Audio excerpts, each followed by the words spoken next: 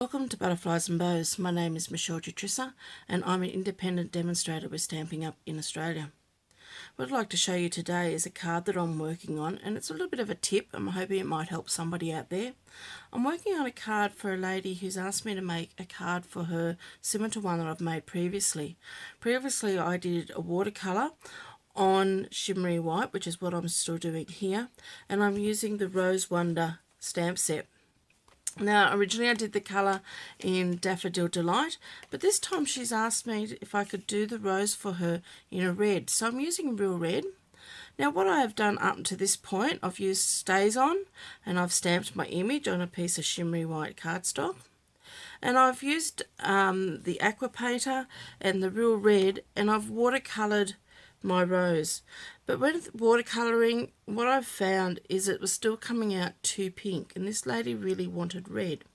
So I was wondering what I could do to make the red of this rose look a little bit brighter and not so much a pink. So what I've done, let's just take away the stamp pad and the aqua painter. I've pulled out my real red pencils. So I've actually gone over all of this with my watercolour. I've started working on this with my pencil and just thought, okay, I might show you guys what I'm doing here. But you can see here this centre area of my rose is still very, very pink.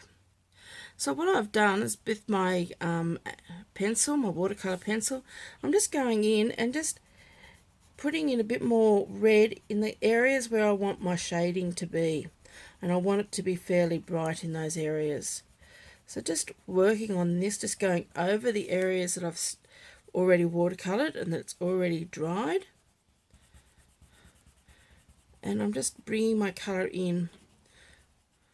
And I'm not being overly fussy on where I'm putting it. I'm just sort of putting it in areas where I want a little bit of highlight.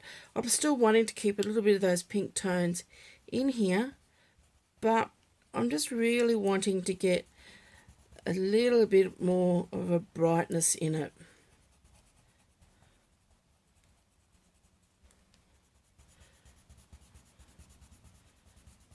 Okay, so I've laid some of those areas over with my pencil, and now I'm just going to go over the top, just blending that all in and blending it into what I've already done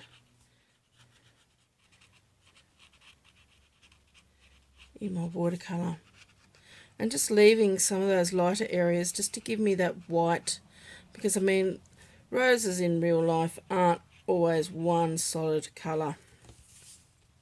So just going through,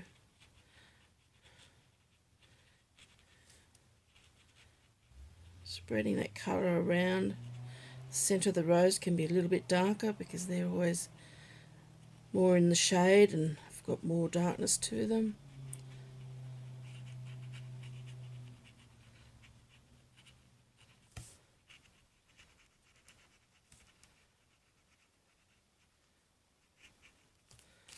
And I'm just going to layer a little bit more colour over here.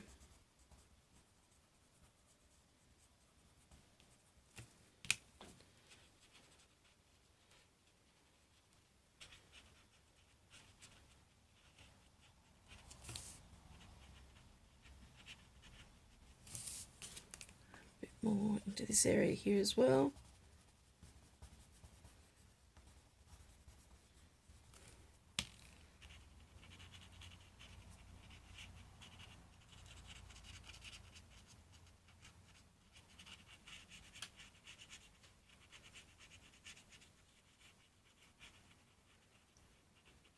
Now I'm not worrying too much here about going outside my lines because this flower is going to get cut out once I've completed the leaves.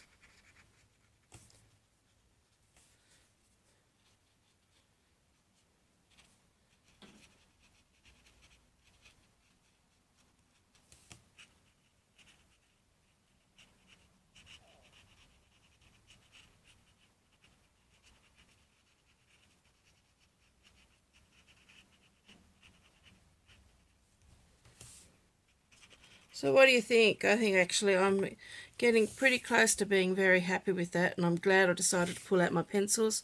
If you wanted to, you could probably pull out maybe the rich raspberry just to add a little bit more colour to it, but I'm actually really happy with what I've got there.